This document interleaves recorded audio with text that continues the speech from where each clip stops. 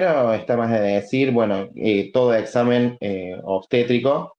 Bueno, la semiología acá no difiere tanto en la estructura de lo que es la semiología, pero sí varía con respecto a la anamnesis, a que se incorporan nuevos conceptos y a la vez también en el examen físico es solamente nuestros pacientes van a ser mujeres y nosotros vamos a estar más encarados a la parte, digamos, de embarazo o no embarazo o patologías asociadas a relación al embarazo.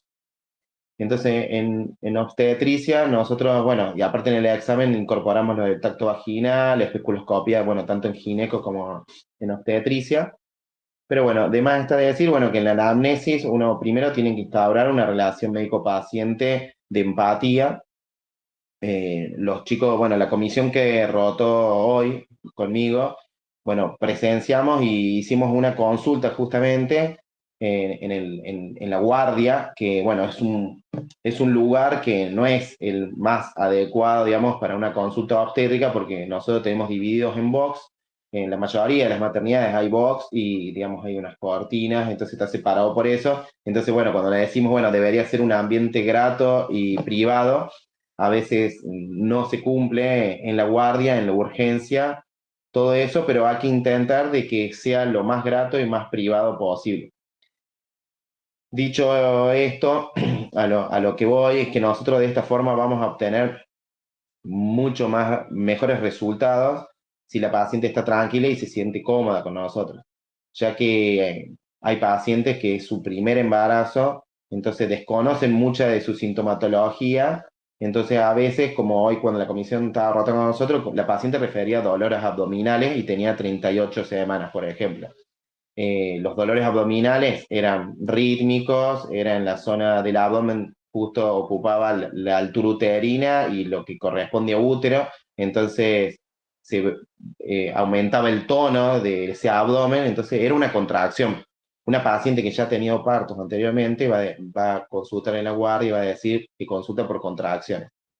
Entonces, a esto es a lo que me refiero, que incorporamos nuevos conceptos eh, como esta diferencia de dolor abdominal y contracciones, por ejemplo. Entonces, bueno, primero el ambiente, segundo la relación médico-paciente, y nosotros lo primero que tenemos que hacer es identificar a la paciente. Generalmente, en una guardia como la nuestra, nosotros llamamos a la paciente ya por sistema, entonces nosotros ya sabemos su nombre y apellido, pero bueno, si no es así, nosotros lo primero que tenemos que hacer es identificar a la paciente con nombre y apellido y dirigirnos a ella por nombre y apellido. No referirse a ella por gordita, amor o otra forma de dirigirse que no sea su nombre y su apellido, a menos que ella nos solicite que le llamemos de otra forma, pero lo más adecuado sería eso. Digo esto porque hoy con todo este tema de la ley del parto respetado, bueno, se incorpora todo esto, que las pacientes se las llama por su nombre, se les se les pregunta todo, se les da, tienen que tener consentimiento de todo lo que nosotros hagamos. Si nosotros después vamos a pasar a realizar un examen físico, la paciente tiene que dar su consentimiento de que va a querer que le realicemos el examen físico. Parece obvio esto, pero bueno, durante mucho tiempo a veces no era todo de esta forma, dando su consentimiento, expresándolo. Se daba por hecho de que daba su consentimiento. Entonces, siempre ser cuidadoso y explicar bien todo lo que se va a realizar. Y si nos pregunta por qué le preguntamos tal cosa, también debemos explicar. Dicho esto, después de identificar a la paciente con su nombre, apellido, edad, documento, porque vamos a necesitar todos estos datos, además para solicitar estudios, nosotros vamos a pasar al motivo de consulta. El motivo de consulta, en el motivo de consulta uno puede estar integrado, porque uno va identificando a la paciente y también le ha pedido a la paciente que nos entregue su CLAP, que supongo que ya han visto que es la ficha S, ese carnet perinatal, donde uno ahí consigna nombre, apellido y todos antecedentes personales de la paciente, tanto así como estudios que se le han realizado durante el embarazo. Si ya sabe que, si ya conoce que está embarazada, obviamente. Entonces nosotros ahí vamos combinando entre que le vamos preguntando motivo de consulta, pero nosotros ya vamos observando si la paciente es una paciente que ya tiene embarazos anteriores o no los tiene, si ha tenido algún antecedente de cesárea. Entonces nosotros ya con eso nos va sirviendo. Nosotros una vez identificado el motivo de consulta, vamos a pasar a todos los antecedentes de embarazo actual, preguntando y haciendo hincapié, digamos, en su fecha de última menstruación. Con eso nosotros vamos a poder hacer cálculo de edad gestacional y fecha probable de parto. El cálculo de gestacional tiene que estar en semanas. Y nosotros vamos a ir preguntando sobre síntomas y signos luego de haber identificado. Nosotros además, las gestantes, tenemos que preguntar si tienen antecedentes de partos anteriores, cuántos embarazos, si tienen antecedentes de aborto o embarazos y si esos embarazos han terminado en partos normales o cesáreas, y si son cesáreas o partos normales, nosotros tenemos que identificar la fecha en que tuvieron nacimiento. Entonces nosotros así vamos a poder armar una fórmula que la vamos a consignar como figura en el Power ahí, que dice gestas y partos anteriores, y vamos a poner G, haciendo referencia a gestas, PN o P puede ser a partos, y C a cesáreas, y AB hacia referencia a los abortos. Y si ha tenido embarazos ectópicos, los vamos a consignar aparte. Entonces nosotros de esta forma nos vamos a poder referir de estas pacientes como aquellas que hayan tenido un embarazo anterior de antecedente, vamos a referirnos, y tiene un antecedente de embarazo anterior y actualmente está embarazada, nosotros nos vamos a referir a ellas como secundigestas. ¿Vamos? Y si finalizaron por parto, nosotros vamos a decir que son secundigestas primíparas. Si no tienen antecedentes de embarazos anteriores y está embarazada actualmente y nosotros ya conocemos esta embarazada, nos vamos a referir a ellas como primigestas. Entonces, no hace falta aclarar que son nulíparas, porque si estamos hablando de que es su primer para, entonces no ha tenido ningún parto aún. En el caso de que tengan 3 gestas anteriores, nosotros vamos a decir y que tienen 2 gestas anteriores y actualmente está embarazada, vamos a referirnos de tercigesta, y si son partos, vamos a hacer secundíparas. A la vez, si tienen más de 3 partos, nosotros vamos a referirnos que son multigestas. Y si tienen más de 3 paras o 3 nacimientos, vamos a decir que son multíparas. Multigestas, multíparas. Bueno, si hay alguna duda con esto, vamos bien. Está bien, profe. ¿Los abortos se cuentan como gestaciones? Sí, son gestaciones, pero no vamos a decir que son paras. O sea, por ejemplo, si el antecedente anterior es un aborto y actualmente está embarazada, vamos a decir que es secundigesta, nulípara. Y entonces cuando se lea en la historia clínica la fórmula, va a decir G2, PN0, AB1. Ahora sí quedó claro. Sí, gracias. ¿Y las cesáreas no se cuentan como partos? Es parto, las cesáreas son partos. Después nosotros en la fórmula aclaramos que son partos normales o partos cesáreos. Muchas gracias. Listo. Entonces, cuando yo dije que hacíamos la anamnesis y nosotros teníamos la fecha de última menstruación, además, para hacer el cálculo de gestacional, que ya lo vamos a desarrollar más adelante, bueno, cuando estuvo la comisión hoy, justamente la paciente venía con el carne perinatal y tenía una fecha de última menstruación anotada. Ustedes, cuando vengan con el carne perinatal, no se van a guiar por la fecha de última menstruación que dice ahí anotada, porque ustedes además tienen que cerciorarse de que esa fecha de última menstruación que se estuvo utilizando durante todo el embarazo, por ejemplo, hoy consultó una paciente que aproximadamente tenía 37 semanas, 4 días. Su fecha de última menstruación en esa fecha de última menstruación del carne perinatal, si no me equivoco, decía 19 de noviembre. Si hasta alguno de los alumnos ahí que me recuerde si era así. 19 de noviembre. Entonces el paciente dice, yo no dije esa fecha de última menstruación cuando fui al control, yo dije que había menstruado la última vez el 16 de noviembre, o por ahí dijo. Y alguien que hizo el control colocó la fecha que le dio por cálculos, aparentemente que le dio por la ecografía. como no coincidía, le anotó y le fabricó, digamos, una fecha de última menstruación, que lo hacen los ecógrafos a veces, cuando uno le da la edad gestacional, le sale para cuándo debería ser la fecha de última menstruación. Pero uno no debe hacer eso ni colocar una fecha que no sea la que ella refiere. Entonces, lo que uno debe hacer es consignar la fecha de última menstruación que la paciente nos dice y ser claro para que nos diga la fecha de última menstruación, que la fecha de última menstruación tiene que ser el primer día que empezó a menstruar la última vez. ¿Estamos? No es el último día de la menstruación, no, es la fecha de última menstruación, significa que es el primer día que menstruó la última vez. Entonces nosotros consignamos esa. Además, nosotros para consignar esa fecha de última menstruación debemos preguntarle a la paciente si es regular y nosotros tenemos que preguntar cómo es si es regular. Le preguntamos, ¿cuándo menstruó el mes anterior? ¿Estamos? Y la última menstruación, ¿cuándo fue? Y después de eso, ¿cuándo fue el anterior mes cuando menstruó? Entonces nosotros ahí podemos ver si hay una regularidad. ¿Usted durante el año menstrua todos los meses o hay meses que no le viene? Bueno, entonces nosotros ahí vamos a ir caracterizando. O por ejemplo, cuando menstruó la última vez, ¿cuántos días le dura? Si dice que le duró 20 días, no estamos seguros si esa es una fecha de última menstruación. Entonces, nosotros vamos a ir preguntando todo para ver si esa fecha de última menstruación es cierta y segura. Bueno, con eso nosotros vamos a ir viendo si es segura. Si es cierta, es que ella la conoce tal cual. No es que dice, fue entre los primeros y los últimos días, o entre los primeros y mediados de mes. No, ella tiene que saber la fecha. Si no la lleva anotada o no recuerda, no la podemos utilizar porque no es cierta. Y para que sea segura, bueno, tiene que ser regular la paciente.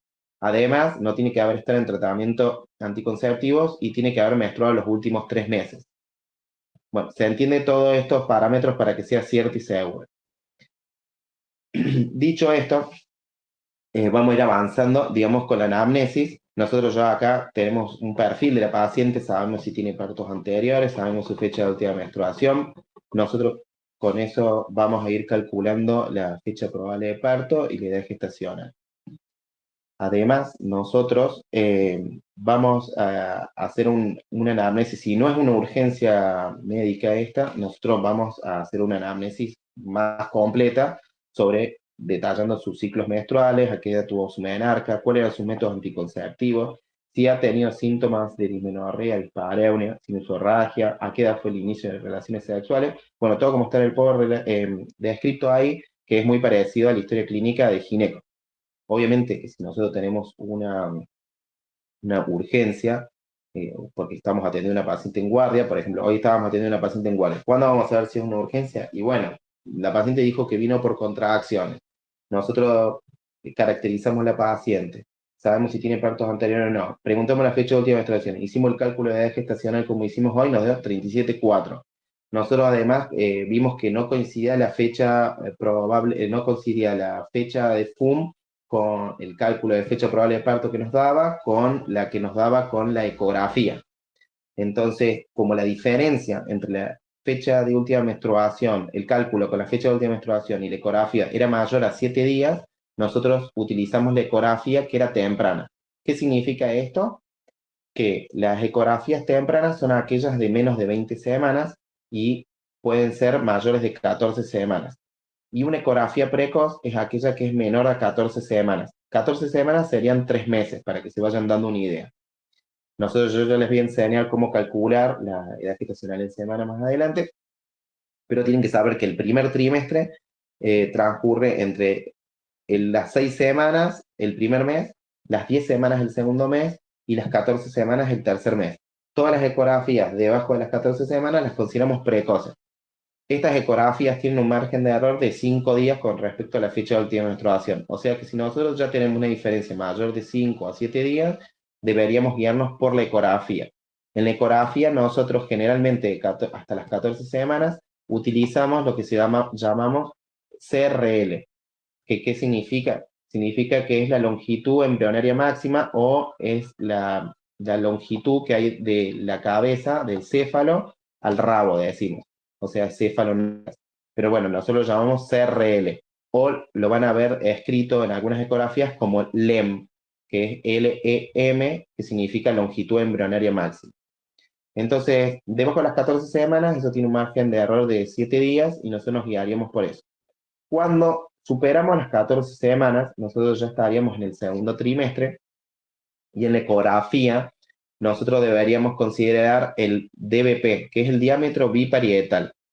Se mide por ecografía, se mide justo atrás, es un plano medio que atraviesa, digamos, de parietal a parietal, y lo que nosotros hacemos ahí es tomar una medida que va de la tabla externa a la tabla interna del parietal, y tiene que atravesar los tálamos.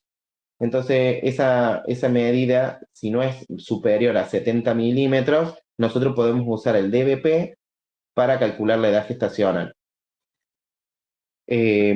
Sigue teniendo un margen de error de más o menos 7 días, entonces nosotros, si hay una diferencia con la fecha de última menstruación, sí tiene que ser superior a 7 días para utilizar la ecografía. En algunas instituciones se guían solamente por LEM y CRL, si lo tienen a las 12 semanas, 13, hasta las 14, se guían por eso, por encima de la FUM, pero nosotros acá nos vamos a guiar por la FUM, al menos que tenga una diferencia mayor a 7 días. ¿Vamos? ¿Alguna duda con esto? Yo, profe, ¿cuál era el valor del DBP? Bueno, más adelante creo que lo coloco, si no, si es mayor, o sea, tiene que ser menor a 70 milímetros para utilizar el DBP y tiene que estar en el segundo trimestre, ¿no? Porque si ya está en el tercer trimestre y el DBP es mayor a 70 milímetros, nosotros tenemos que utilizar ya la circunferencia cefálica, ¿sí? Yo después les voy a pasar ¿sí? Perdón, no sé si eso lo está mostrando en las diapos, pero se quedó en la primer diapo, lo que Sí, estamos viendo. estamos en esta diapo, no pasa. Listo. No, todo esto, probablemente algunas cosas no estén en las diapos, y por eso lo estoy desarrollando así. La diapo es solamente una guía ahí para que tengan más o menos, o sea, esa es la anamnesis que ustedes hacen completa de la paciente. Por ejemplo, nosotros si continuamos en esto, nosotros porque más adelante vamos a desarrollar cómo es el cálculo de gestacional. Lo que yo quería que les quede claro, el orden de cómo van a hacer la anamnesis, cómo van a preguntar y cómo deben hacer las preguntas para obtener. Ustedes no le van a decir a la paciente, por ejemplo, en el caso de menarca, no, ustedes no le van a preguntar cuál es la menarca. Ustedes van a consignar el menarca preguntándole a qué edad fue la primera menstruación, por ejemplo. O dispareunia, no le van a preguntar dispareunia. Y fecha de última menstruación, también van a tener que saber si se la pueden preguntar como fecha de última menstruación, porque hay pacientes, nosotros tenemos un grupo muy heterogéneo cultural. A veces tenemos gente que acaba de llegar de Bolivia y allá las pacientes a veces te dicen, yo dejé de enfermar en tal fecha, por ejemplo, y ellas para enfermar le llaman a la menstruación, le llaman enfermedad. Y así ustedes van a tener que aprender con qué cultura, nivel cultural ustedes están haciendo la anamnesis para poder abordar, digamos, las preguntas. Después, nosotros es importante preguntar los antecedentes estos de transfusiones, de antecedentes quirúrgicos, patológicos, y si toma alguna medicación o fuma o consume drogas, y antecedentes familiares de importancia. Por ejemplo, nosotros nos es muy importante preguntar sobre diabetes, si la familia, mamá, papá o hermanos son diabéticos hipertensos, o si hay una enfermedad que se transmita o haya antecedentes, malformaciones congénitas, digamos, en familiares de primer grado. Después le preguntamos grupo y factor, y si la paciente lo refiere pero no tiene ningún estudio que lo pruebe, hay que solicitárselo en cada institución porque tenemos que conocer bien si es el correcto el que ella nos refiere, ¿estamos? Y esto ya lo van a saber más adelante, que tiene importancia porque, por ejemplo, si son pacientes RH negativas, está la posibilidad de que se sensibilicen cuando estén embarazadas de un feto que sea de grupo RH negativo, positivo. Generan anticuerpos y, bueno, pueden producir hemólisis. Eso ya lo van a ver en isoinmunizaciones, incompatibilización RH. Ahora, paso la diapo, ¿no? Bueno, dicho esto, nosotros, Sí. teniendo ya todos esos datos, nosotros teniendo el motivo de consulta, por ejemplo, vamos a ir haciendo un perfil de una paciente, por ejemplo, como el que vimos hoy, me parece práctico, que venía ya con un embarazo, era su segundo embarazo, tenía un embarazo anterior, que había sido parto normal, y ahora estaba embarazada. La paciente ya se controlaba en un dispensario, en el dispensario de Ciudad Evita, y la paciente nos refería que estaba de 38 semanas. Nosotros realizamos el cálculo, la fecha de última menstruación, ella no era regular. Bueno, ¿están los alumnos que estuvieron en la comisión hoy? ¿Alguno? Sí, sí. ¿Sí? Bueno, entonces, esta paciente, entonces, ¿cómo la caracterizamos? Ahí, que no sé quién me habló. ¿Quién es el que estaba hablando? ¿Alejo? No, ¿quién era? ¿Qué hora, Juan? Juan, escúchame, decime, Juan, entonces esta paciente, que, ¿cómo la nomenclaríamos en la fórmula, por ejemplo? O cómo nos referiríamos a ella? ¿Es una primigesta, secundigesta? Era una secundigesta de una hija de 7 años. Sí, entonces, Eh, gesta primípara, eso, ¿sí? sí, sí, sí. Secundigesta primípara, que cursa embarazo de, yo les hice verlo cómo armamos la historia clínica, entonces, que cursa embarazo de, nosotros calculamos, usamos la FUM, vimos que no nos daba, que no nos iba a dar, usamos la ecografía, usamos en realidad, para hacerle usar la ecografía, usamos un software, o sea, de una página, que utilizamos la de Clinic de Barcelona, y nosotros ahí podemos ingresar en la medida del biparietal y la fecha que fue realizada la ecografía.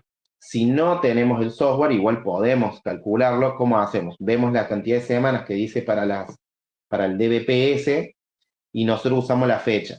Por ejemplo, en este caso decía un DBP de 35 milímetros para 17 semanas. Si nosotros no tenemos eso, nosotros lo que podemos realizar es vemos el DBP y vemos el fémur en ese caso, y vemos si más o menos están parecidos. Y nosotros usamos el DBP, decía 17 semanas. Entonces, nosotros de la fecha que fue realizada, nos volvemos hasta tener 14 semanas, que sabemos que son 3 meses justos. Entonces, volviéndonos para atrás, sabemos cuándo tiene 3 meses juntos. ¿Por qué nos sirve saber cuándo tiene 3 meses justos cumplidos? Porque nosotros ese mes vamos a saber que todos los meses, todos los días de ese que cumple mes, va a cumplir mes. Por ejemplo, si tiene 14 semanas a esa fecha, ese 10, por ejemplo, no me acuerdo qué fecha era, pero por ejemplo, si eran los 16, todos los 16 va a cumplir mes. Entonces, el 16 de abril ya sabemos que tiene 4 meses, así, y vamos avanzando hasta 9 meses, que vamos a saber cuánto es lo que tiene. Para eso, ustedes obviamente que deben conocer cuánto dura un embarazo. Por ejemplo, saben que un embarazo, cuando decimos 40 semanas, nos referimos a 40 semanas como fecha probable de parto. No significa que tiene que nacer esa fecha, sino que una fecha probable de parto, que más o menos alrededor de 40 semanas es los que duran los embarazos. Duran 280 días o 10 meses lunares o 9 meses calendarios o 40 semanas. Pero esa es la fecha de las 40 semanas. Pero digamos que para que esté a término, nosotros más adelante se lo voy a decir, tienen que tener entre 37 y 42 semanas, hasta 41,6 en realidad. Nosotros lo llamamos post-término cuando son más de 42 y decimos que es pretérmino cuando tiene menos de 37. O sea que si tiene 36,6 días, es prematuro. Dicho esto, es que ustedes verán la importancia que es el cálculo de gestación. A ver, ¿dónde nos quedamos? Bueno, entonces nosotros pasando por el cálculo, por toda la anamnesis, nosotros pasamos al examen físico, y obviamente que el examen físico va a estar orientado según el motivo de consulta también, para saber qué vamos a inspeccionar y saber de qué edad gestacional está, porque si está de 14 semanas, van a poder hacer una Leopold, y bueno, no sé si saben lo que son las Leopold todos. Hoy cuando estuvimos, realizamos unas maniobras que son justamente para ubicación fetal. Entonces, en el examen físico debe ser completo y minucioso. Nosotros debemos revisar de la cabeza a los pies y detallando todos los signos que encontremos. Nosotros en todos los controles de embarazo, vamos a pesar a la paciente, la vamos a medir en la primera consulta si la paciente no conoce su talla, pero nosotros la vamos a registrar, y nosotros acá vamos a recabar todos los datos con respecto a como, por ejemplo, si la paciente está a término, probablemente su marcha sea diferente, sea con una base más ampliada y va a adoptar una posición determinada con la columna para permitirle, digamos, llevar, digamos, el abdomen, que lo va a tener distendido por esa altura uterina. En el caso de hoy, la paciente en realidad tenía 37 semanas, la altura uterina era acorde, y bueno, hoy era una consulta por guardia, no se registró el peso, la paciente ya no era un control de embarazo, digamos. Pero podríamos haber registrado si hubiéramos tenido balanza en el consultorio.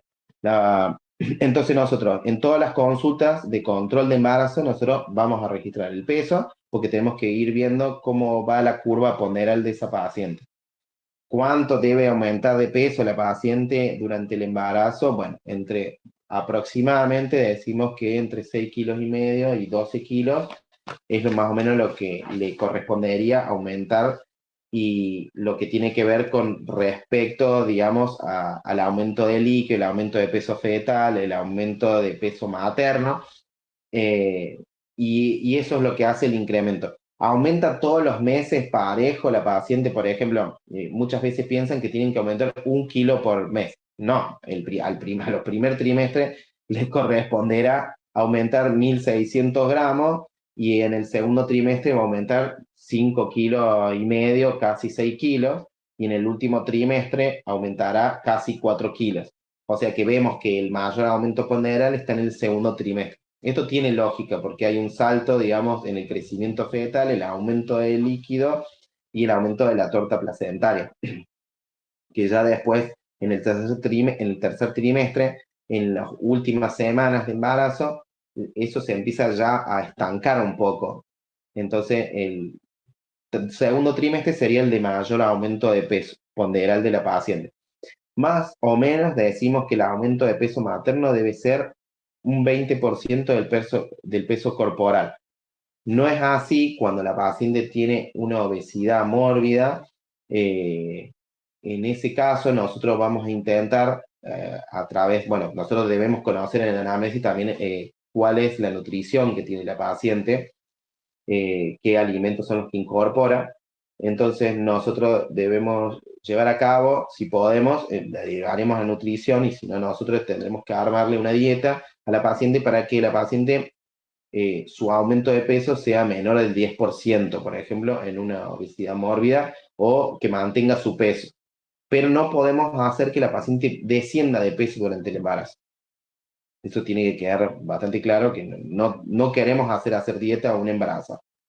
Entonces nosotros con el peso, la talla, nosotros vamos a sacar el índice de masa corporal y también vamos a diagnosticar si la paciente tiene o no tiene sobrepeso o obesidad.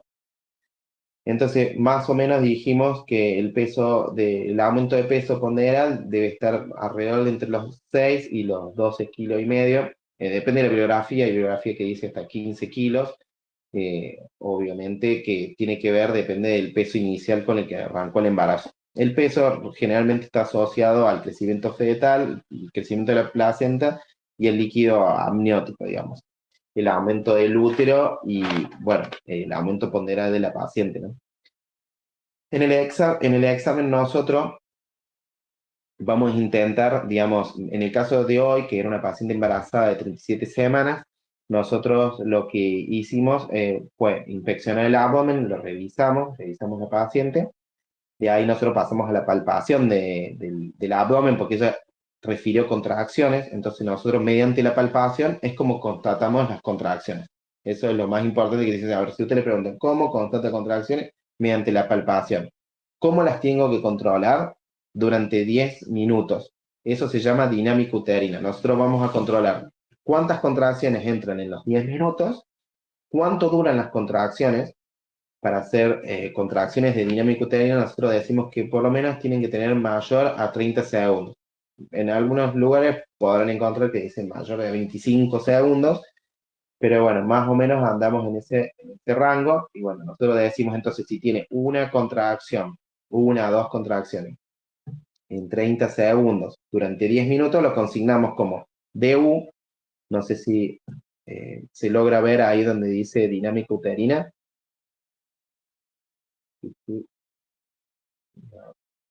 Nadie vio.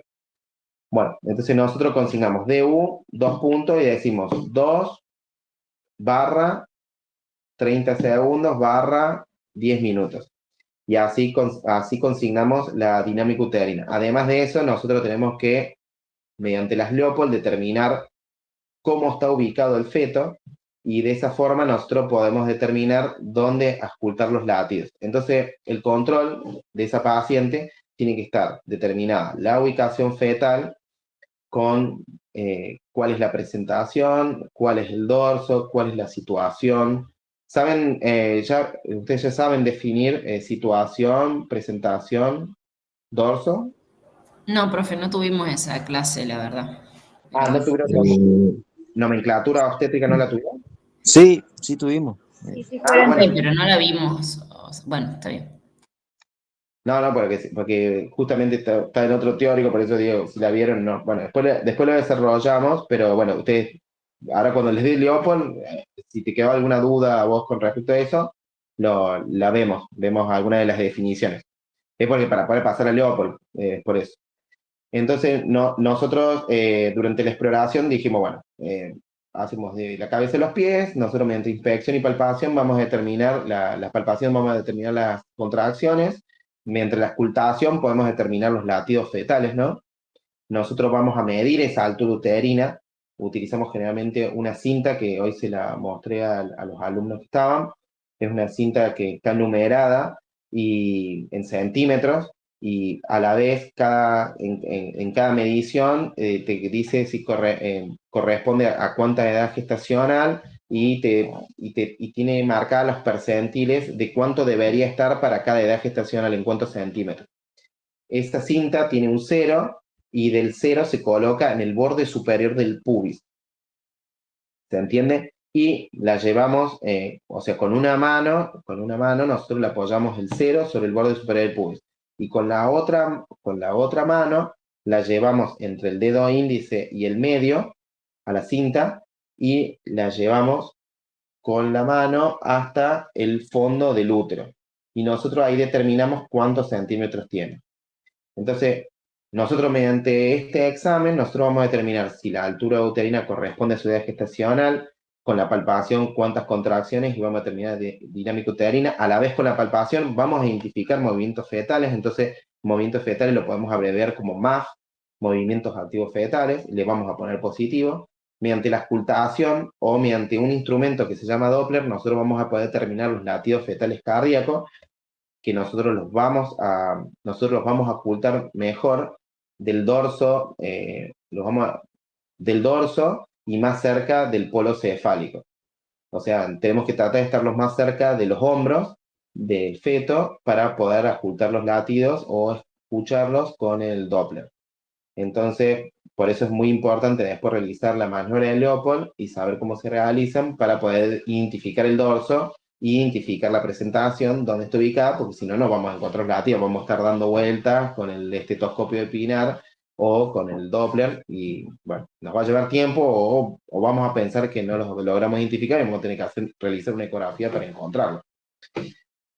A la vez, nosotros podemos encontrar otros signos, digamos, en el examen, como son aumentos de pigmentaciones, podemos encontrar las mamas aumentadas de tamaño, podemos encontrar que las areolas la areola primaria está pigmentada, podemos ver que comienza a aparecer la areola secundaria, y vemos cómo aparecen unos tubérculos que llamamos de Montgomery, que son prominencias. Es normal, tenemos que conocer que esa es normalidad del desarrollo del embarazo, así como puede aparecer una pigmentación en la cara que llamamos cloasma gravídico, que no tiene nada que ver con el vitiligo, que aparece a partir de las 7, 8 semanas y desaparece después, con el correr de las semanas después del nacimiento. La línea media del abdomen también se puede pigmentar. Y además, durante que va desarrollando, digamos, la altura uterina y va creciendo el feto, en la piel pueden aparecer estrías. Tienen que reconocer a aquellas estrías, porque la paciente le va a preguntar, ¿le están apareciendo estrías? Aquellas que sean rojo-violáceas están asociadas probablemente a estrías que son de inicio reciente, aquellas que sean blanca nacarada, pueden ser de embarazos anteriores o pueden ser anteriores y ya son procesos cicatrizales y esas, mucha prevención ya no se puede hacer porque ya se desarrollaron, digamos. Con respecto a eso, además, hay que agregarle esto, lo del desarrollo de las mamas, que van a estar aumentadas de volumen, va a aparecer edema, digamos, en el pezón se va a hacer, bueno, el pezón va a ser más grueso, la areola se va a hacer más convexa hacia afuera, y nosotros lo que tenemos es que se van a pigmentar y esto sí no va a desaparecer a lo mejor. La pigmentación de las areolas después no va a volver a ser clara, después del embarazo casi todo vuelve a integrum, pero bueno, hay cosas como estas que no. O la otra que no vuelve después de un parto normal es el orificio externo del cuello, que ya no va a ser puntiforme, por ejemplo.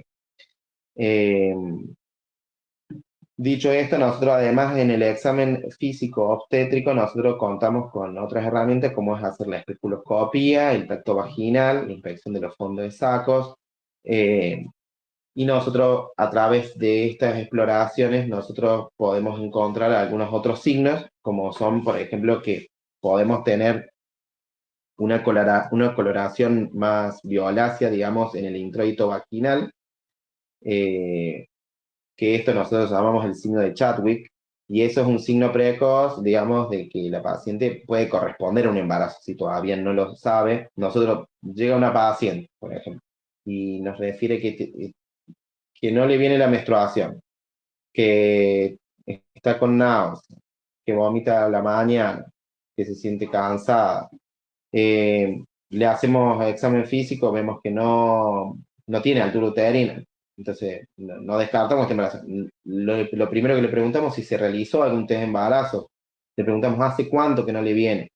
Bueno, cuando yo les pregunto en un examen cuál es el signo más importante que me hace sospechar embarazo, ustedes me tienen que decir que es la fecha de última menstruación, ¿no es cierto? Entonces nosotros así vamos a ir armando lo que llamamos en la anamnesis. Nosotros tenemos signos de presunción y tenemos signos de probabilidad. Y además tenemos signos de certeza. Por ejemplo, hoy la paciente que vino, si no hubiese sabido que tenía diagnóstico de embarazo, nosotros le hacemos una palpación en el abdomen y vemos que tiene una altura uterina como para 8 meses y tiene movimientos fetales y ya no hace falta que le hagamos un test de embarazo porque nosotros ya es un signo de certeza palpar y tener latidos fetales.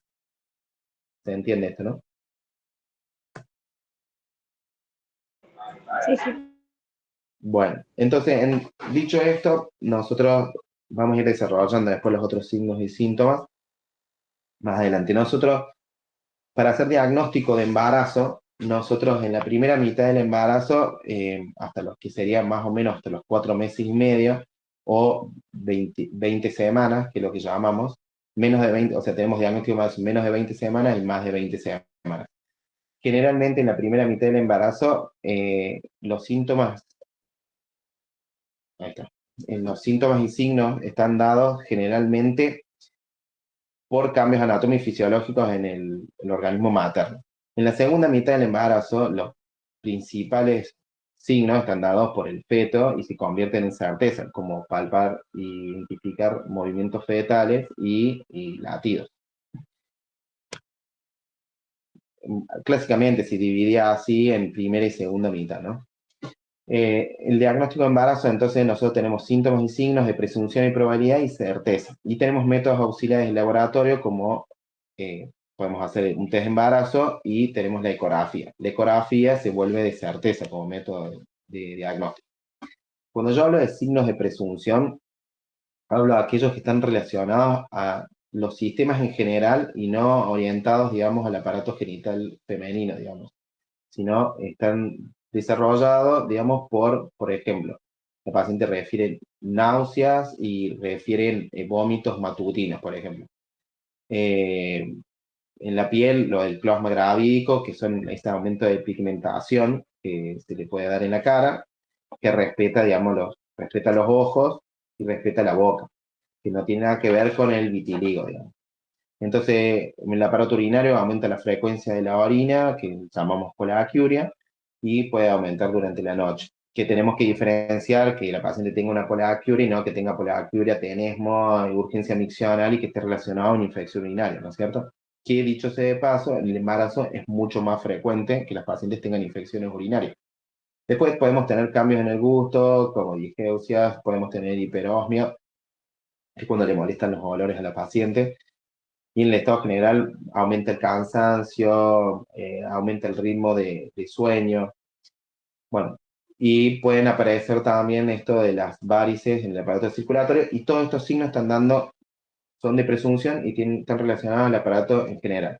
De estos, generalmente son muy frecuentes esto de lo de las náuseas y que le molestan los olores y esto de la pigmentación. Generalmente la pigmentación es más frecuente, esto de la hiperpigmentación es más frecuente en la raza negra. Los signos de probabilidad son aquellos que están más relacionados al aparato genital femenino, a los cambios que hay. Entonces nosotros, el más importante ya dijimos que es la menorrea. Y nosotros lo preguntamos diciendo esto, cuál es su fecha de última menstruación, o cuándo sangró, o cuándo comenzó a sangrar en su última regla, y nosotros le vamos a ir preguntando hasta que la paciente entienda que nosotros estamos preguntando fecha de última menstruación. Entonces nosotros la vamos a consignar. Después nosotros tenemos este signo que dijimos ya que en el Chadwick, que es el colorido azulado del introito vaginal. Godel es un signo de reblandecimiento de reblandecimiento cervical. Nosotros cuando hacemos el tacto, nosotros podemos identificar esto viendo que el cuello está más blando. Después otro signo que nosotros tenemos el de Egar, que tiene que ver con el reblandecimiento del istmo. El istmo es una región que está entre el cuello y el cuerpo del útero. Generalmente el istmo se va desarrollando durante todo el embarazo y esa región está más reblandecida. Además, el útero va a ir adoptando hacia las 8 semanas una forma redondeada y el cuello pasa a ser como el tallo de una copa, decimos. Por eso en el signo del noble budín nosotros hacemos referencia a eso, o signo de la copa, nosotros ese lo realizamos con un tacto vaginal. Y en el signo de Egar, nosotros hacemos también un tacto vaginal y abdominal. Nosotros, no es un examen que se hace frecuentemente, dicho sea paso, el de Egar no se realiza ese signo porque sería muy molesto a las 7, 8 semanas que no esté haciendo un tacto vaginal y uno abdominal, tratando de demostrar que el istmo está reblandecido, y ni hablar si la paciente está consultando por dolores o por amenaza de aborto. Entonces no sería lo más indicado. Pero bueno, que les quede que, digamos, el istmo está reblandecido, que el cuello está reblandecido, que si hacemos un tacto vaginal a través de los fondos de saco, vamos a lograr palpar, digamos, el útero que se va poniendo redondeado. Y a ver si hay una imagen de... Ah, no les había pasado nada. Esos son los signos de probabilidad de lo que estábamos hablando. A la vez va a aparecer telodina, que es un aumento de sensibilidad en los pezones, aumento de turgencia, y los tubérculos de Montgomery, que habíamos dicho. Aumenta la red venosa de la mama, que le llamamos red venosa de Scaler. Más adelante los desarrollamos todos estos signos, así que ahí pasamos. Por ejemplo, ahí entre las 6 y octava semana van a tener el signo de Chadwick, que es el color azulado de la mucosa vaginal y el cuello uterino. Se da por el aumento de la congestión pélvica. Entre las 6 y las 12 semanas vamos a tener el signo de Edgar, que ahí está la imagen de cómo se realiza la palpación. Se hace una palpación, un tacto vaginal y una palpación por encima del borde superior del pubis. Y lo que nosotros intentamos hacer es demostrar el reblandecimiento del istmo, y eso es porque es un útero gestante. Ahí está cómo se realiza. Voy al fondo de saco anterior y por encima, por el borde superior del pubis, y profundizo. Obviamente no realizamos este tacto. El signo de la copa o del noble budín, realizamos un tacto, puede ser uni o bidigital. Generalmente el tacto vaginal que nosotros hacemos durante el embarazo es bidigital. Nosotros intentamos llegar hasta el cuello, que es ahí donde ven el dedo índice ese. Llegamos hasta el cuello y profundizamos hacia el fondo de saco lateral y nosotros vamos a identificar que el útero ha tomado una forma redondeada, por eso llamamos neurobudino copa, el cuello sería el tallo de la copa y digamos el útero sería la copa. Este otro signo de Pistasek o Pisarquet, nosotros le decimos que es cuando se implanta, digamos, en un cuerno, en uno de los cuernos uterinos, de un lado de las trompas, digamos, cercano, digamos, a donde está el orificio que va a terminar en una trompa. Pero es intrauterino, porque una cosa es que sea intrauterino y otra cosa es que sea ectópico, ¿no es cierto? Entonces nosotros en la palpación abdominal podemos demostrar una deformación del útero de uno de los laterales.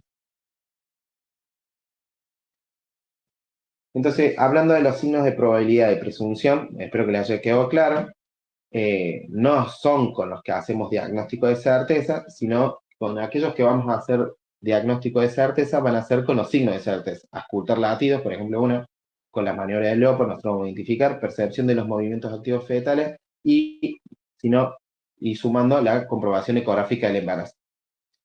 El test de embarazo es demostración de que está embarazada la paciente, solamente en algunos tumores que pueden producir beta-HCG o HCG, puede ser la única forma de confundir, o en aquellos embarazos, por ejemplo, si yo les digo en los tumores de embarazo, ¿cuál me puede producir aumento de beta-HCG, de subunidad beta, digamos? Sería una mole dietiforme, o saben lo que es una mole dietiforme, ¿no? ¿Alguno? Algo así. Ajá. Algo así, bueno, si ya lo van a desarrollar cuando vean hemorragia del primer trimestre, y es una de ellas, no es un embarazo, sino que es una patología tumoral embarazo. A veces puede estar combinada embarazo y mola, pero bueno, es una tumoración que crece dentro del útero y que está relacionada, digamos, a una patología placentaria, digamos, que desarrolla una tumoración en vez de un embarazo. En la detección de los latidos fetales, dicho esto de que decíamos, bueno, la detección del latido también se vuelve de certeza, nosotros tenemos que conocer cuándo podemos escuchar latidos, cuándo podemos identificar altura uterina. Bueno, nosotros cuándo vamos a identificar altura uterina, arriba de las 8 o 9 semanas, que esté por encima del borde superior del útero. Nosotros esperamos que hasta las más o menos hasta las 19, 20 semanas esté el útero entre el ombligo y el borde superior del pubis. ¿Vamos? Entre las 10 y las 20 va a estar en esa posición. Entonces, más o menos ustedes tienen que calcular que si le dije que el ombligo va a estar entre más o menos las 20 y las 10 va a estar en el borde superior del pubis, bueno, las edades gestacionales tienen que estar en ese rango cuando les pregunten si tengo una altura entre el ombligo y el borde superior del pubis. Entonces, esperaríamos que en ese intermedio estén las 14 semanas, que serían 3 meses. Los latidos fetales, nosotros, por este estetoscopio de Pinar, que hoy utilizamos uno, los chicos tienen suerte que teníamos uno ahí en la guardia, nosotros podemos ocultar con este estetoscopio entre las 17 y 19 semanas. Estamos diciendo que a partir más o menos de los 4 meses. 19 semanas son 4 meses.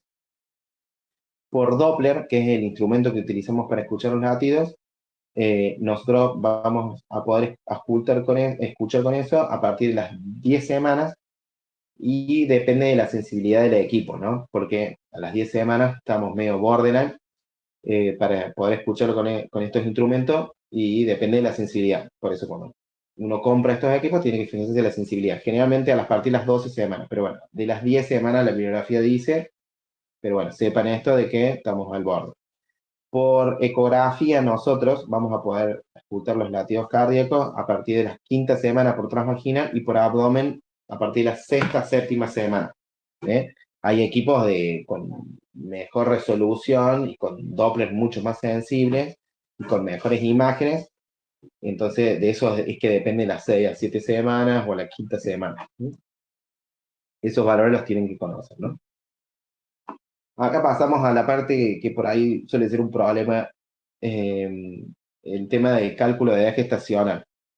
Nosotros para eso primero debemos conocer cuáles son embarazos a término, cuáles son pretérminos y cuáles son post-término o embarazos prolongados, que llamamos. Entonces, bueno, aquellos embarazos pretérminos son aquellos que son por debajo de las 37 semanas, o sea que todos los pretérminos son hasta las 36 semanas. Embarazos a término, nosotros hablamos de aquellos que son de 37 semanas a 41 semanas 6 días. Y aquellos embarazos post término son aquellos de mayor de 42 semanas. Ya después verán la importancia de eso, ¿no? Porque nosotros generalmente los pretérminos llamamos a todos aquellos que vayan a, o sea, se determinó que son así, porque son aquellos que tienen mayor riesgo de nacer antes de las 37 semanas y que tienen mayor morbilidades, digamos. Por eso se determinó que aquellos eran menores de 37 semanas. Y mayor de 42 semanas se estimó que después de esa edad gestacional no tenía mayor beneficio continuar dentro del útero y al contrario podían tener complicaciones. Para el cálculo de fecha probable de parto, que nosotros es más rápido el cálculo y lo hacemos antes a veces de calcular la edad gestacional, es como que hacemos las dos cosas combinadas a veces, nosotros utilizamos la regla de Igual. La regla de Igual lo que dice es que al primer día de la fecha de última menstruación le agrego 10 días y se retroceden 3 meses en los meses en el mes que quede, digamos, después de sumar los 10 días. Eso tienen que tenerlo muy claro. Yo le sumo 10 días a la FUM, ¿no? Sumate, si yo tenía la fecha del 19 de noviembre, todos vayan anotando eso. Fecha de última menstruación, 19 de noviembre. Le sumo 10 días, ¿no? Quedamos en la fecha 29 de noviembre. Pero si yo le hubiera dicho que estamos en la fecha 24 de noviembre de 2023 y le sumo 10 días, cuando le sume días ya no voy a estar, hagamos que todos los meses son de 30. Cuando le sume 10 días no vamos a estar el 4 de noviembre, vamos a tener el 4 de diciembre. Entonces, cuando reste 3 meses al mes, lo resto desde diciembre, ¿vamos? Y no de noviembre. Entonces, así vamos a configurar la fecha probable de parto. A modo de conocer, les puse las otras reglas, porque están en la bibliografía siempre, está la regla de Pinar y la regla de Nail. No las vamos a explicar para que no se les confunda, siempre que existen, léanlas, pero la que nosotros le vamos a tomar es cómo se calcula la fecha probable de parto con la regla de Igual, que al primer día le sumamos 10 y le restamos 3 meses a los meses en el que quedamos. Entonces, bueno, todos configuren rápido la fecha probable de parto, esa vayan calculando. 19 de noviembre, ¿estamos? Entonces 19 de noviembre más 10, 29 de noviembre. A noviembre, al mes 11, le restamos 3. 29 de agosto, 29 de agosto, ¿de qué año? 2025. Va, 2024 ahora, porque fue el año 24. pasado. Te iba a quedar medio grande, iba a ir a primer grado. No, no, porque claro, después me acordé que era la consulta de ahora. Cuando hagan el cálculo, no lo hagan mentalmente, háganlo en papel y cerciórense. No, porque esto es común, este tipo de errores, obviamente que sabemos que lo saben, y porque aparte lo acabamos de hacer juntos, pero ustedes tienen, cuando tengan que dar la respuesta definitiva, es como la prueba del millón, ¿me entendés? O no gana el millón o lo gana. Entonces, háganlo en papel, léanlo y usen la lógica, ¿no? Eso. Ahí, bueno, en la clasificación de parto prematuro, antes de pasar a esto, a cómo hacemos el cálculo de edad gestacional, hay un cuadro que yo después se lo voy a pasar sobre la clasificación de prematuro. Nosotros los prematuros a la vez los clasificamos según, digamos, su mayor y mortalidad. Entonces nosotros tenemos prematuridad extrema. Todos los prematuros son aquellos a mayor de 20 semanas, por debajo de 20 semanas, algo que están haciendo o están en amenaza de nacer, es un aborto. O 22,6, depende de la bibliografía, y si no, 19 semanas, son abortos por debajo de eso, porque están por debajo de la viabilidad fetal, ¿no? Entonces, nosotros tenemos prematuridad extrema, esto pueden notarlo si quieren, la tenemos entre las 22 semanas, 6 días, y 27 semanas y 6 días. Eso es prematuridad extrema. Nosotros hasta las 27, 6 semanas intentamos no sacar ningún embarazo, ningún feto, porque no tiene mayor beneficio dentro del útero, al menos que tenga demostrado la probabilidad de morir dentro de las primeras 24 horas, ¿vamos? Entonces, de fallecer de ser un FM dentro de las 24 horas. Es lo único que nos puede hacer adelantar ese nacimiento. pero a esa edad gestacional, día a día, nosotros nos vemos beneficiados por un alto porcentaje de sobrevida si nosotros lo logramos mantener dentro del útero. Después tenemos prematuridad severa, que es aquella entre las 28 semanas y 31,6.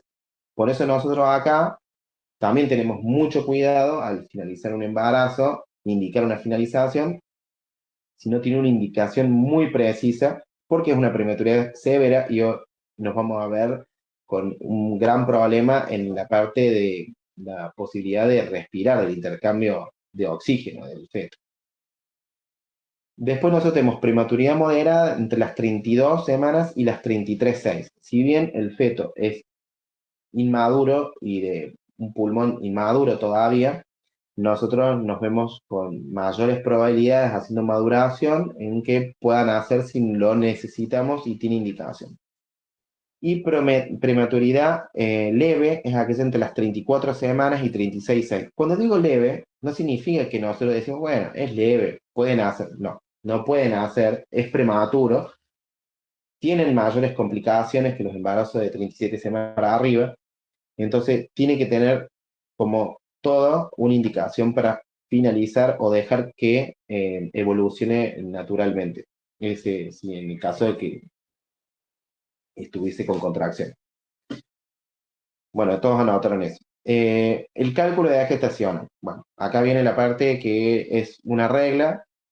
Yo, o la mayoría de que ya está habituado, generalmente nosotros no realizamos el cálculo de edad gestacional de FUM porque ya lo sabemos de memoria cada edad gestacional a la que corresponde y después usamos el calendario, digamos. Ya sabemos cuántas semanas es cada mes. Y sabiendo cuánto es cada mes, bueno, un mes de embarazo son 6 semanas, yo le digo. 10 semanas son 2 meses, 14 son 3, 19 son 4, 23 son 5 meses, y así, 27 semanas son 6 meses, 32 son 7, 36 son 8 y 40 son 9. ¿Estamos? Ustedes ya saben eso, se arman esa tabla y ya prácticamente no tienen que hacer el cálculo, porque ustedes cuentan mes a mes y dicen, a ver, me dio que hoy está el mes, o sea, hoy es 4 de agosto, ¿no? 5 de agosto. Y supónganse que la fecha de que cumple mes son todos los 10. Bueno, me tendré que quedar el 10 del mes anterior y yo diré, por ejemplo, si el mes anterior tenía 4 meses, el 10 de julio, bueno, cuento los 4 meses, digo 4 meses son 19 semanas. Y ahí le sumo las semanas que me faltan hasta llegar al día de hoy, hasta semanas cumplidas, y los días que me faltan. Entonces digo, bueno, tendrá hoy, si dije que era el 10 de agosto, el 10 de julio, y cuento las semanas, y digo, bueno, hoy no sé cuánto me da porque no tengo el calendario, pero serán 5, 6, 7 semanas y unos días. Y digo, 3 días, 4 días, lo que me dé hasta llegar al día de hoy. Pero el cálculo de edad gestacional con la fórmula es así. El mes cumplido, tengo que, para eso, calcular los meses, de cuánto está, para eso le tengo que preguntar la fecha de última menstruación. Le pregunto, ¿cuál es su fecha de última menstruación? Listo, la tengo. Le sumo los 10 días. Cuando le sumo los 10 días, me quedo en esa fecha. Por ejemplo, dijimos que la fecha era 19 de noviembre, ¿no es cierto? Vamos todo ahí. Le sumo 10, 29 de noviembre. Entonces, desde el 29 de noviembre cuento el día de hoy. ¿Cuántos meses hay el día de hoy? Tengo que hacer 29 de noviembre, tengo que ir a diciembre, recién tengo un mes el 29 de diciembre, ¿no? 1. Enero, febrero, marzo, abril, mayo, junio, julio, 8. Listo. 8. Entonces tengo 8 meses cumplidos. ¿Listo? No me puedo pasar para agosto. Pero acuérdense que hoy es 5 de agosto y no es 29 de julio, ¿no? Entonces, yo al 29 de julio tengo 8 meses. 8 meses por 4, 8 por 4, vamos ahí. ¿Alguno? 32. 32.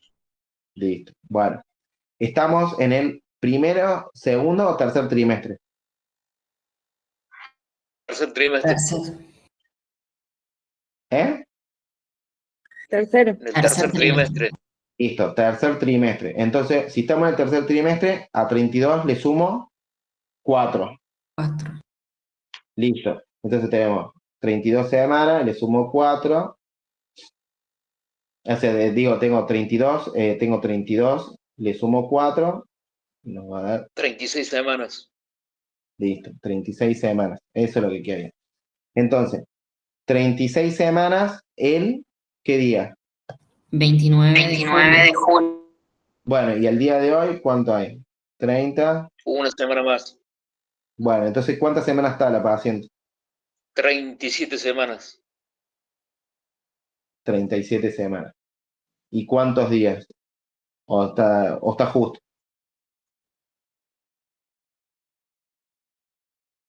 Está justo. 37. Bueno, en este caso nos da 37 y la paciente que teníamos nos daba, creo que 37,4, o sea, coincidía en el caso de la ecografía. Así es como se calcula la edad gestacional. ¿Alguno tiene una duda con el cálculo de edad gestacional? Lo hicimos la fórmula, lo multiplicamos y no. Se tienen que aprender ese power. Si queda alguna duda, nada, cuando vienen acá a la OSPI lo hacemos en papel y lo hacemos juntos. Entonces, la edad gestacional en semanas, si no pueden tener a la vez de ayudarse esta tablita, 1 mes, 6 semanas, 2 meses, 10 semanas, esto es para practicar todo el tiempo de que les coincida. Nosotros usamos eso generalmente y después la memorizamos y ya nos queda, que es lo que le dije antes. Acá está lo de la altura uterina, esto a modo de conocer, que el útero crece aproximadamente 4 centímetros por mes. Alrededor de los 2 meses que dijimos que son 10 semanas, aparece por encima del borde superior del pubis, alcanza el ombligo entre los 4 meses y medio, que serían más de 19 semanas, serían 20 semanas.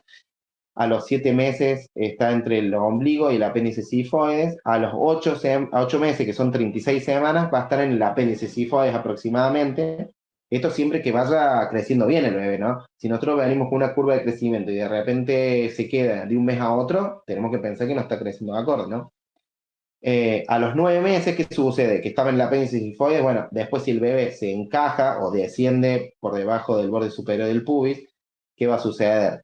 Que va a descender. Entonces, no es que disminuyó la altura uterina, no, la altura uterina llegó al apéndice cifoides y después descendió porque se ha encajado. Entonces, nosotros ahí vamos a estar de 9 meses. Para conocer esto, la longitud embrionaria, aproximadamente los primeros 5 meses es igual al cuadrado en centímetros del número de meses. Es para tener más o menos la medida, pero nosotros no medimos así el feto, pero es para modo de conocer que un feto de 5 meses aproximadamente va a tener 25 centímetros. Es para que tengan una idea cuando le dicen cuánto me mide mi bebé de 1 mes, por ejemplo. Bueno, 10 milímetros.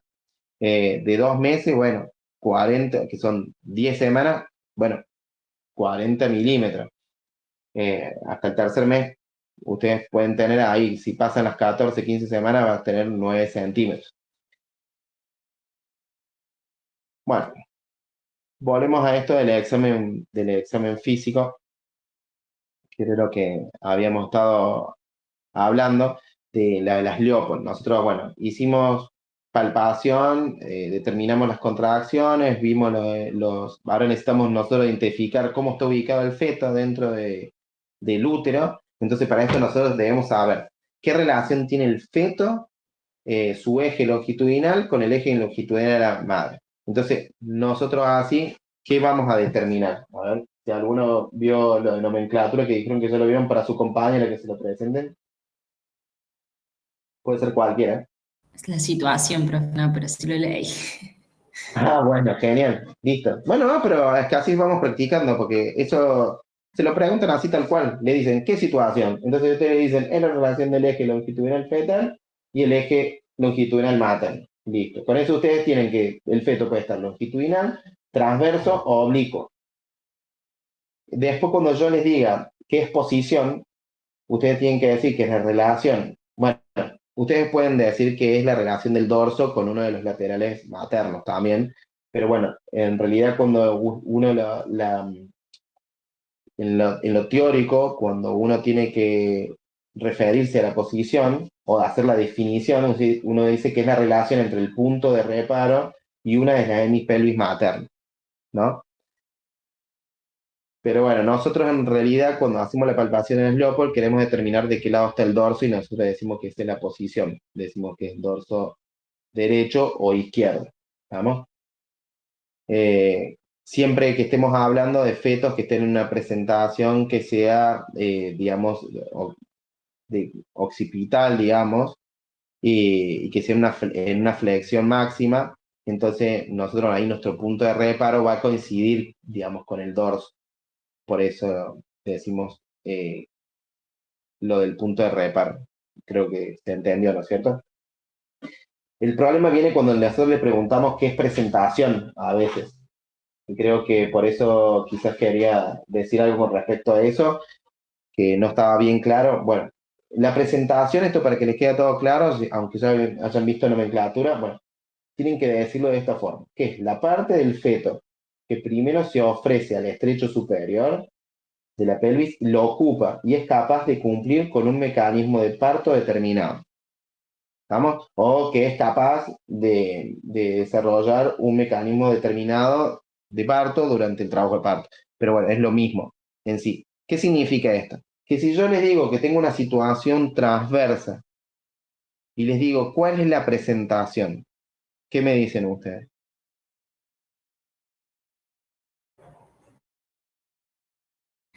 No, no tiene, porque no tiene forma de cumplir un trabajo de parto. Esa es la respuesta de examen y ustedes con eso se ganaron probablemente arriba del 4, o por lo menos seguir en el examen. ¿Estamos? Entonces, bueno, las leopos nos van a servir para esto. Yo voy a pasar la siguiente diapo. Bueno, esa es la cinta que usamos para medir, o sea que en la primera maniobra, nosotros de la Leopold vamos a determinar la altura uterina. Entonces, cuando realicemos la medición, utilizamos esa cinta, que es justo la de la OMS, y nosotros la cinta, según la cantidad de semanas, nos tiene que dar una cantidad de centímetros para poder percentilarlo, ¿no? Si está por debajo del percentil 10, podemos estar ante un retardo de crecimiento y lo vamos a tener que constatar y hacer diagnóstico con ecografía. Y si está por encima del percentil 90 o 95, nosotros vamos a tener un diagnóstico presuntivo de que a lo mejor está creciendo de más y puede llegar a ser o un polidramio o puede tener una macrosomía fetal, ¿no? No se pasa la siguiente etapa, ¿no? Ah, ahí está. Entonces, pasamos a las maniobras de Leopold y la primera maniobra que determinamos entonces al fondo uterino y podemos determinar la altura uterina. A la vez podemos determinar qué lo ocupa el fondo o qué polo fetal está ocupando ese fondo uterino. La segunda maniobra vamos a determinar el dorso y la situación fetal. ¿Vamos? Entonces ahí ustedes van a tener de qué lado está el dorso y cuál es la situación, si está longitudinal, oblicuo o transverso. Después con la tercera maniobra vamos a poder determinar presentación. Se van guiando ahí por las imágenes. Derecha a la izquierda arriba es la primera maniobra. A la izquierda abajo es la segunda maniobra.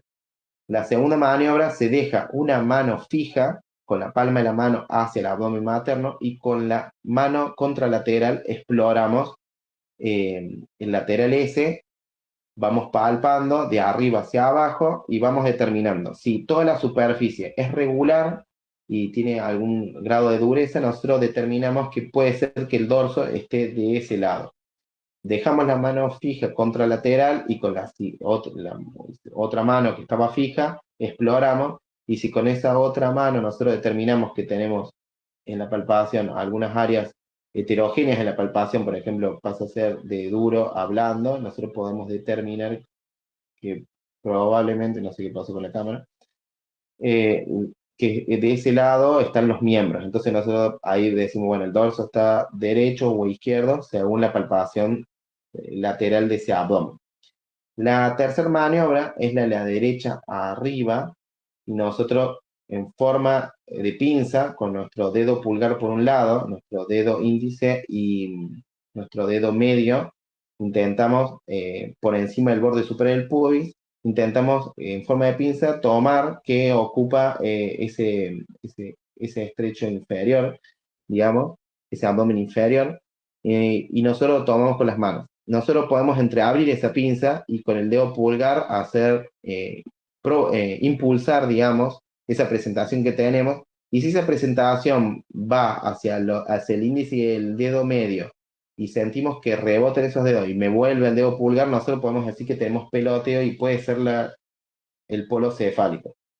Y la cuarta maniobra, nosotros para esa cuarta maniobra nos tenemos que le tenemos que dar la espalda a la cara de la paciente y también nosotros de costado, de lateral a la paciente, nosotros colocamos las manos orientadas hacia el abdomen inferior sobre la presentación que habíamos palpado sobre la tercer Leopold.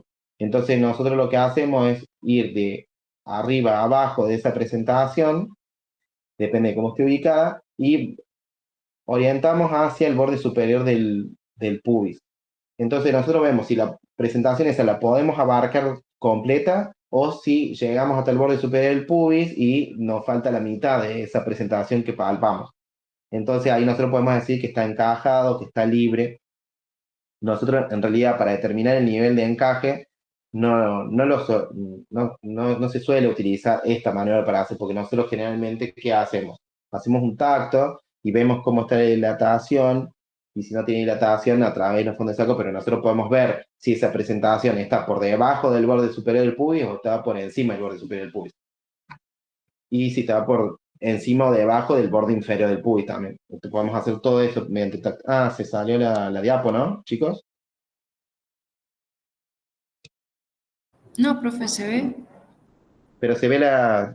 ¿Cuál ¿Sigue se la ve? de maniobra de Leopold? Ah, no. No sé qué pasa. Ah, se salió el modo de presentación.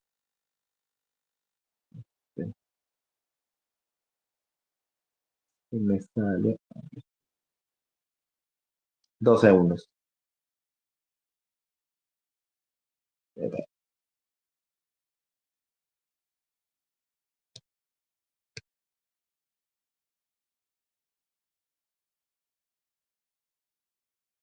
Miren que se me pasaron todas las...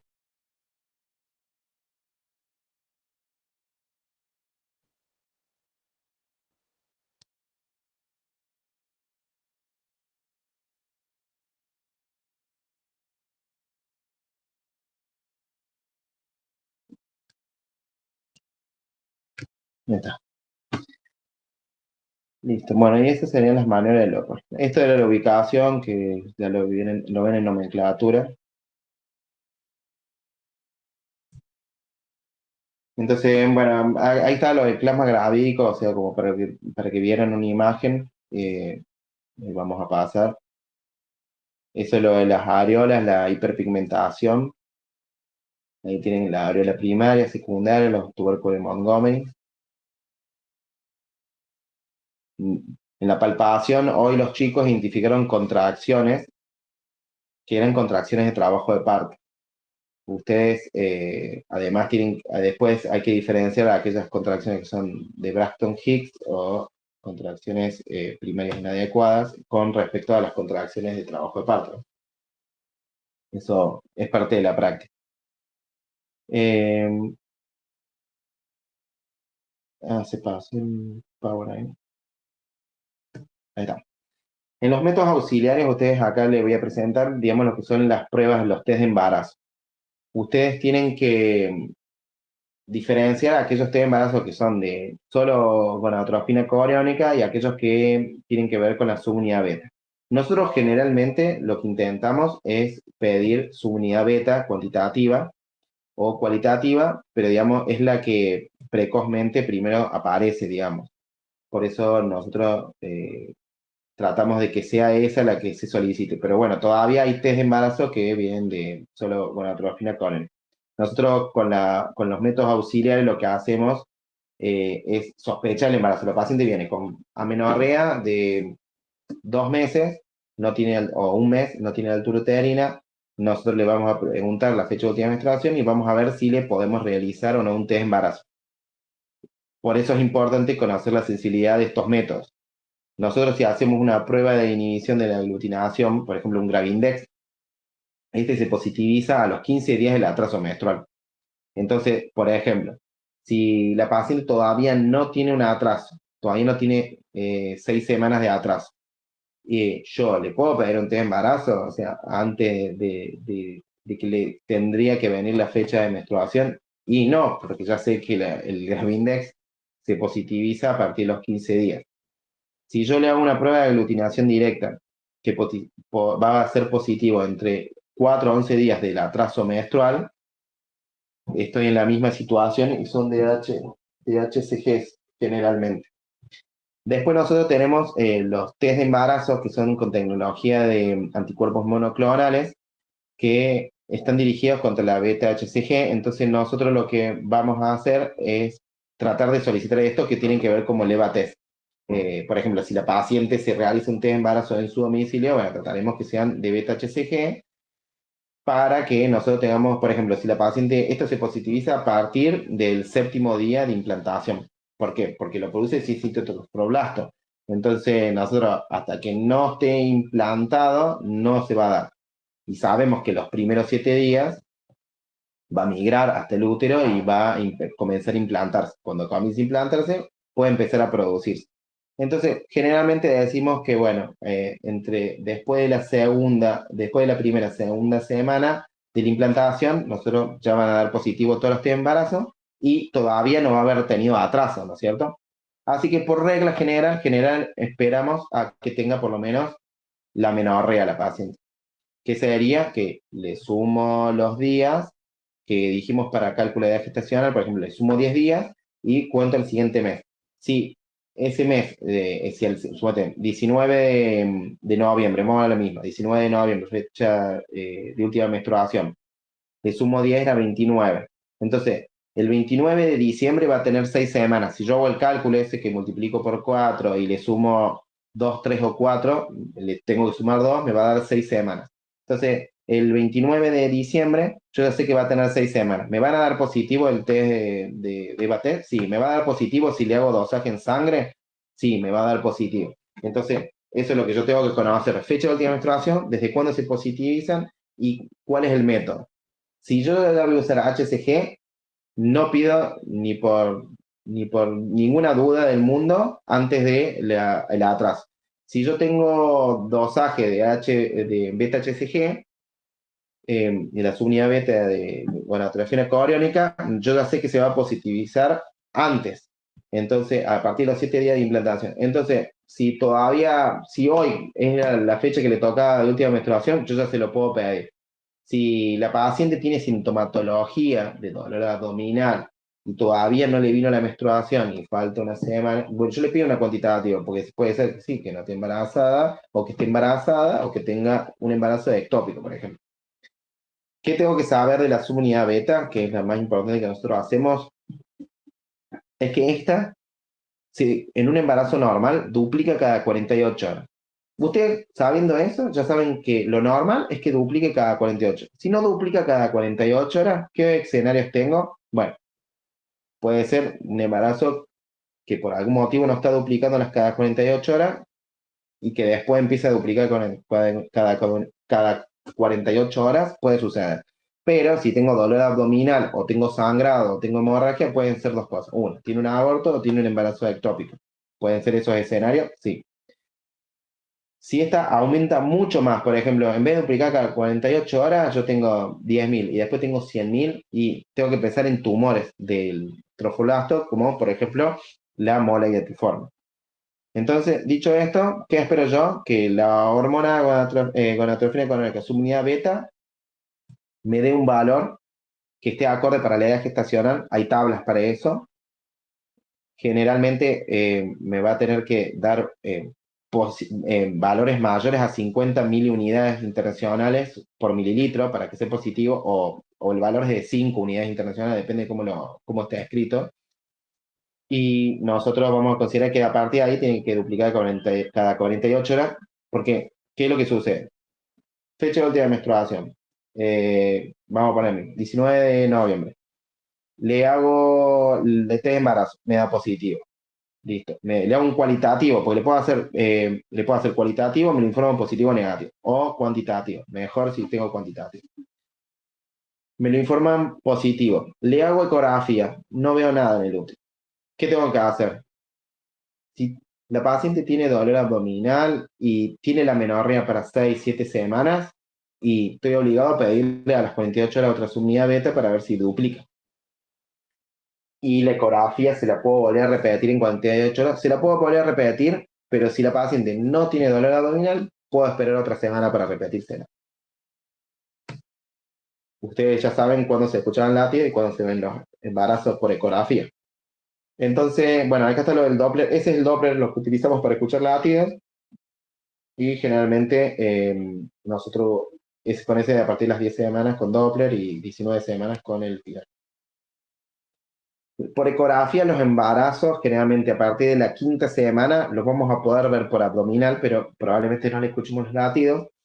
Con equipos de alta resolución, de las 5ª semana se ven re bien, pero puede ser que los latidos no los veamos. Y entonces por eso, entre la 5ª y 6ª semana, por ecografía, vamos a visualizar el feto.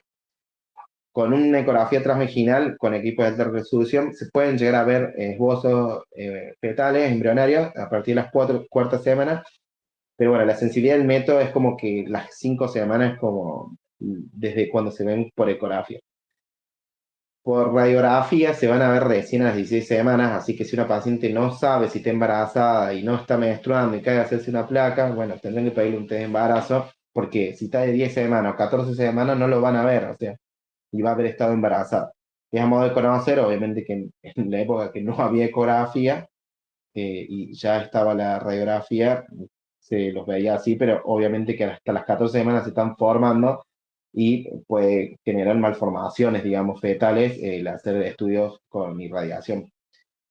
Después de las 16 semanas uno puede hacerle una placa de tórax, pero tiene que ponerle protección abdominal, así que si hacen otra especialidad, pídanle una protección abdominal.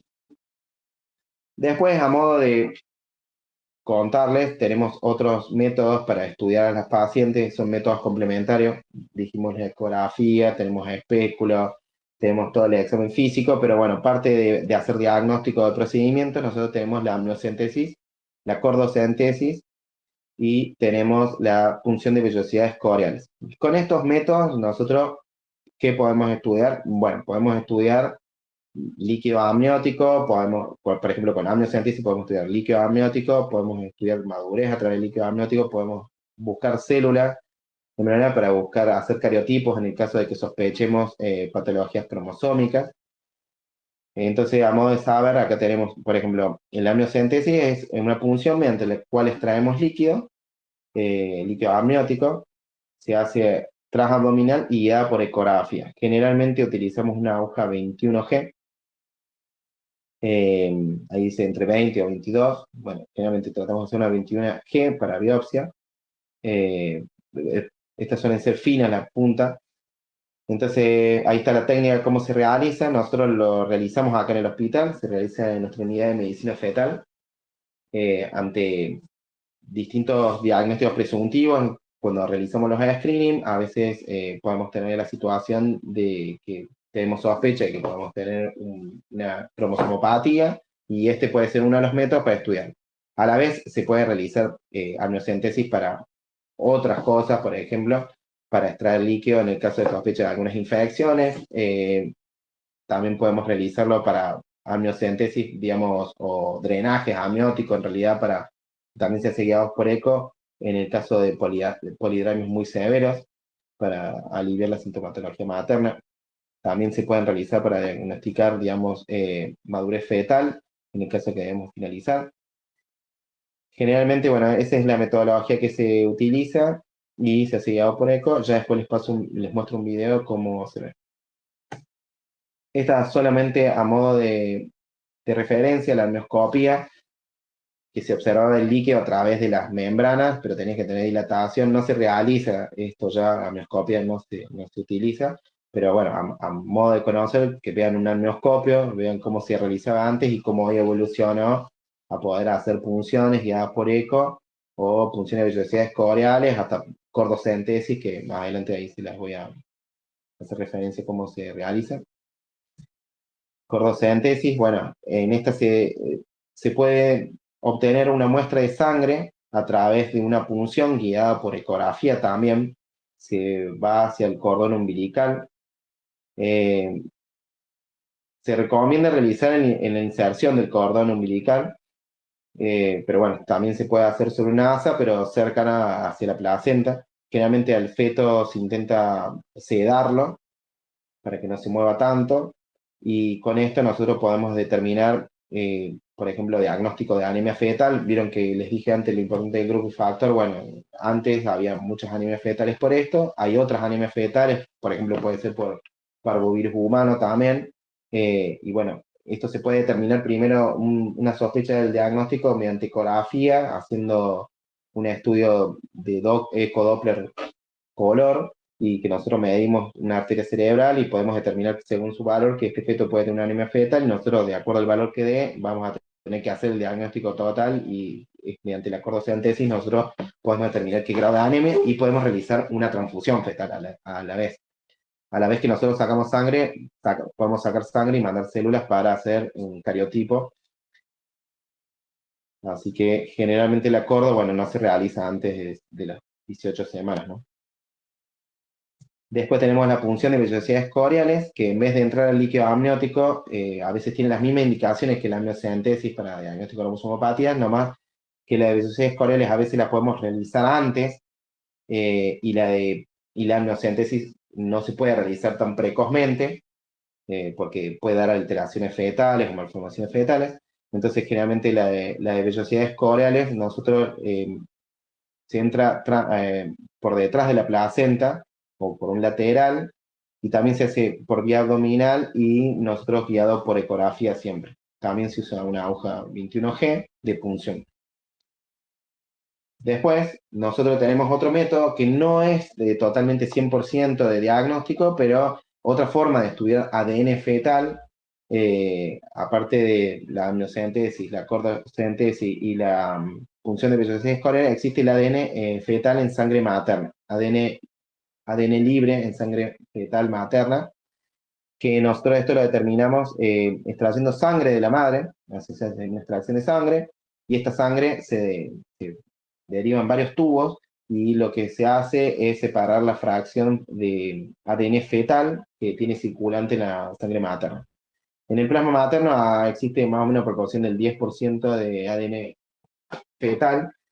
Entonces nosotros esto lo podemos utilizar para hacer diagnóstico también de cromosomopatía. Es un método no invasivo, a diferencia de los otros. Los métodos invasivos tienen un riesgo de pérdida de embarazo.